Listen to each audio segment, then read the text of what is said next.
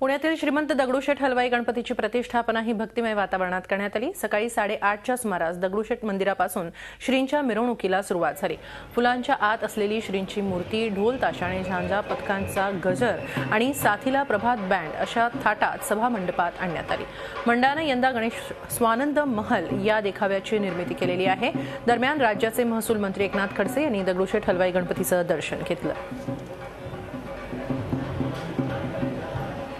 पुण्यामध्ये मानाच्या गणपतींबरोबरच दगडूशेठ हलवाईच्या गणपतीचंही एक विशेष प्रस्थ असतं। त्याच्या गणपतीची आरास आणि मखर हा एक नेहमीच आकर्षणाचा मुद्दा केंद्रबिंदू ठरलेला आहे।